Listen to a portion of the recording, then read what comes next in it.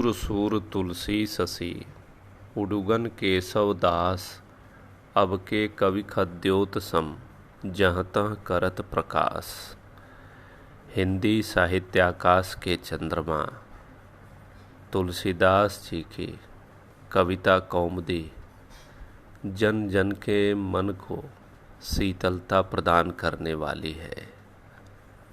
बच्चों, आज इस वीडियो में हम हिंदी साहित्य आकाश के चंद्रमा गोस्वामी तुलसीदास जी का परिचय प्राप्त करेंगे। बच्चों, तुलसीदास जी का जन्म सन 1532 ईस्वी में हुआ था और इनके बचपन के विषय में अनेक किंवदंतियाँ कही जाती हैं, जिनका सार यह है कि इनका बचपन बहुत उपेक्षा और अकेलेपन में बीता था। जब ये युवा हुए, इनका विवाह रत्नावली से हुआ और वहाँ भी इन्हें तिरस्कार प्राप्त हुआ। फिर मन मुड़ गया वैराग की ओर। नरहरियानंद ने इनको शिष्य के रूप में स्वीकार किया और फिर आगे काशी के सनातन जी से इन्होंने वेद वेदांग की शिक्षा ग्रहण की। बच्चों, तुलसीदास जी समन्वय के महान कवि हैं। समन्वय के लिए उनका जीवन समर्पित था। समन्वय किन किन क्षेत्रों में? तो धार्मिक समन्वय पहला क्षेत्र है। धार्मिक समन्वय में सगुण और निर्गुण का समन्वय। बच्चों, भक्तिकाल की जो काव्य धाराएं हैं उनमें आप देखते हैं कि सगुण और निर्गुण का जो आपसी द्वंद्व है, तुलसीदास जी उस द्वंद्व में अपने को न फंसाकर उनका समन्वय करते हुए आगे बढ़ते हैं। तो सगुण और निर्गुण का समन्वय है। प्रारंभ में वैराग्य संदीपनी को अगर देखा जाए तो निर्गुण ब्रह्म की उपासना की ओर तुलसीदास जी अग्रसर दिखाई देते हैं, लेकिन फिर वे सगुण ब्रह्म की उपासना की ओर मुड़ते हैं। कहीं भी उन्होंने किसी भी पक्ष को उन्होंने छोड़ा नहीं है। सबकी आवश्यकता उन्हें महसूस हुई है, सबको साथ लेकर वे चले हैं। उन्होंने पारिवारिक समन्वय का आदर्श प्रस्तुत किया। रामचरितमानस में भाई भाई का जो प्रेम है, पिता और पुत्र का जो आदर्श संबंध है, जो पत्नी और पति का आदर्श संबंध है, तो पारिवारिक जो संबंध हैं उनका आदर्श प्रस्तुत किया। दार्शनिक विचारधाराओं का भी इन्होंने समन्वय किया। ज्ञान और भक्ति का समन्वय किया। भाषा का समन्वय किया। संस्कृत देववाणी और लोक भाषा का समन्वय किया। ब्रज अवधि में इन्होंने अपनी काव्य रचनाएं प्रस्तुत की। काव्य शैलियों का भी समन्वय किया। प्रबंध, मुक्तक, गीति काव्य, इन सब का समन्वय किया। अब बच्चों, आते हैं तुलसीदास जी की जो रचनाएं हैं। तो तुलसीदास जी की रचनाओं को मैं सुविधा की दृष्टि से आपको इस तरह से बताऊंगा कि आप ध्यान कर पाएंगे कि अवधि में कौन है और ब्रजभाषा में कौन कौन सी रचनाएं हैं। तो अवधि भाषा में जो गोस्वामी जी के 5 ग्रंथ हैं उनको मैं बताता हूँ। रामचरितमानस, रामलला नहछु, बरवै रामायण, जानकी मंगल और पार्वती मंगल। ब्रज भाषा में जो ग्रंथ हैं उनके बताता हूँ।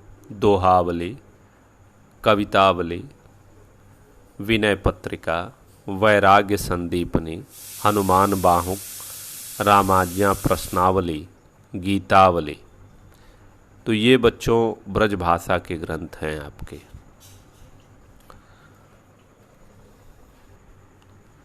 बच्चों, तुलसीदास की पंक्तियाँ लोगों को बहुत याद हैं। वे उत्तरी भारत के गांवों, पूर्वों, खेतों, खलिहानों, चारागाहों, चौपालों में दूब जल धूल फसल की भांति बिखरी हैं। इसका कारण उन पंक्तियों की संदर्भवत्ता है। इसका कारण उन पंक्तियों की संदर्भवत्ता और मार्मिकता है। वे ऐसे संदर्भ समाहित किए हुए वे पंक्तियां हैं और उनमें इतनी मार्मिकता है और लोक जीवन की जो अनुभूति है उसकी इतनी गहराई है कि सहज ही सब लोग उसे प्रसंगानुसार प्रयोग करते हैं। तुलसी की पंक्तियों के इसमें जो है तुलसी की पंक्तियों के ध्वनि प्रवाह का भी बहुत योगदान है। तुलसी की पंक्तियों में वह रपटन और फिसलन है कि उनका एक शब्द याद पड़ जाए तो पूरी पंक्ति अपने आप ही स्मृति में उदित हो जाती है। इसका कारण है बच्चों पंक्तियों में प्रयुक्त शब्दों की ध्वनि मैत्री। तो ये एक बड़ी विशेषता है तुलसीदास जी की। आप इसको आप जब पढ़ेंगे उनकी रचनाओं को तो ध्यान आपको आएगा, इसका अनुभव आप कर पाएंगे। बच्चों, साहित्य समाज के लिए होता है और साहित्य को समाज की भाषा में लिखा जाना परम आवश्यक हो जाता है, क्योंकि अगर समाज की भाषा में अगर कोई बात न कही जाएगी तो वह समाज उस साहित्य से कट सा जाएगा, दूर हट जाएगा। इसलिए तुलसीदास जी ने जो लोक भाषाएं थीं उन्हें ही ग्रहण किया है और जो कठिन भाषा जो थी संस्कृत, उससे उन्होंने थोड़ी दूरी बनाई। इस विषय में वे कहते हैं, का भाषा का संस्कृत, प्रेम चाहिए साँच, काम जुआवे कामरी, काले करें कुमाच।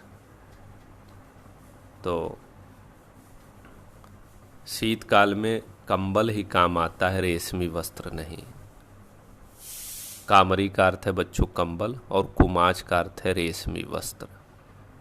तो का भाषा का संस्कृत, प्रेम चाहिए साँच, काम जुआवे कामरी, काले करे कुमाच। तो जिससे काम सरलता से अगर चल जाए वही भाषा है। तो ब्रज भाषा और अवधी भाषा, इन दो भाषाओं में तुलसीदास ने अपनी रचनाएं प्रस्तुत की। बच्चों, तुलसीदास लोकप्रिय कवि हैं, लोक हृदय के मर्मज्ञ हैं।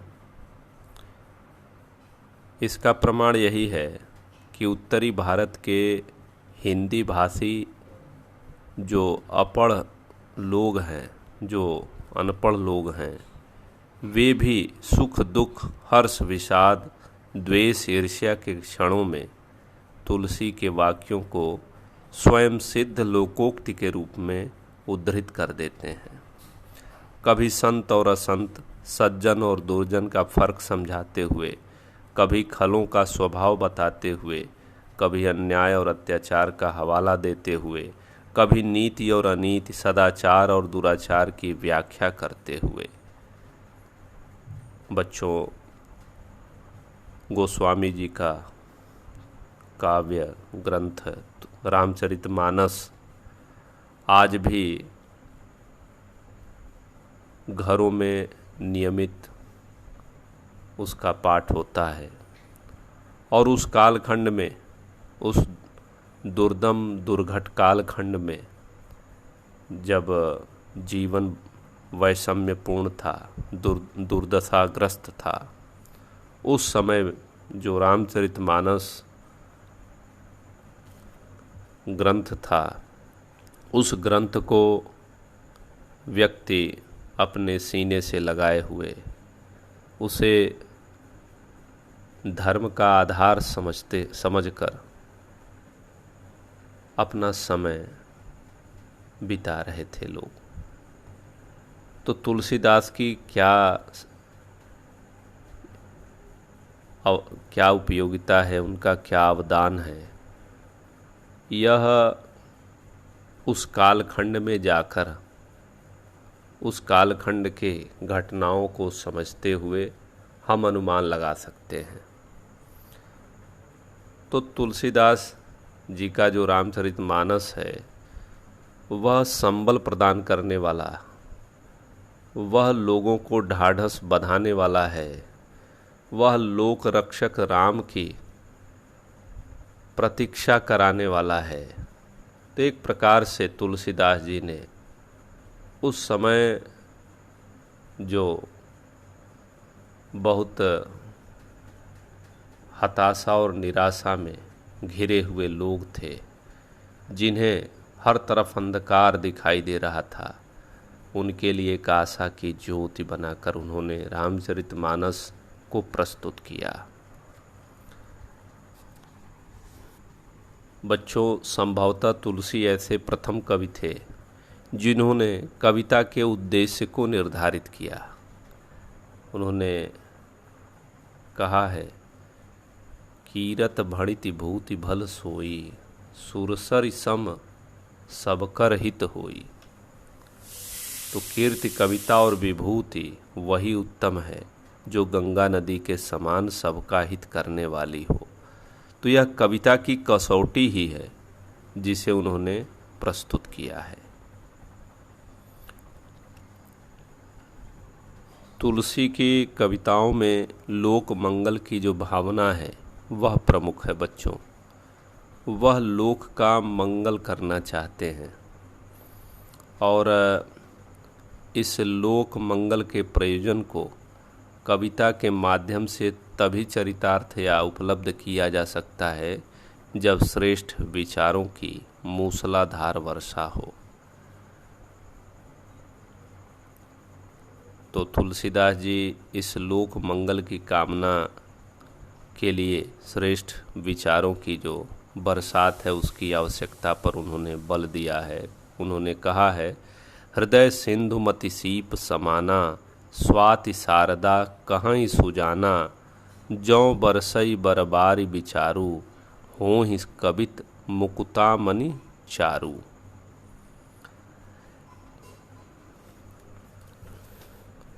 कवि हृदय रूपी सिंधु में ही कविता रूपी श्रेष्ठ मोती की उत्पत्ति होती है, पर इसके लिए पूर्व शर्त यह है कि श्रेष्ठ विचार रूपी जल की वर्षा हो।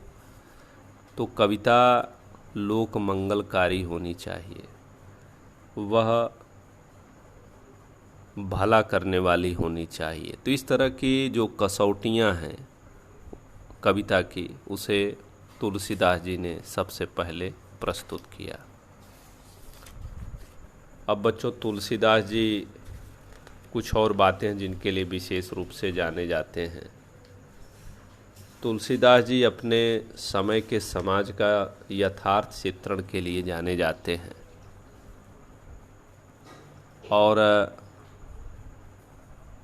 उन्होंने लिखा है, खेती न किसान को भिखारी को न भीख बलि, बनिक को बनिज न चाकर को चाकरी, जीव का विहीन लोग सीध मान सोच बस, कहें एक एकन सो कहाँ जाई का करी। अब यह उनके समय की जो भयानक स्थिति थी, जो समाज में जो बेरोजगारी व्याप्त थी,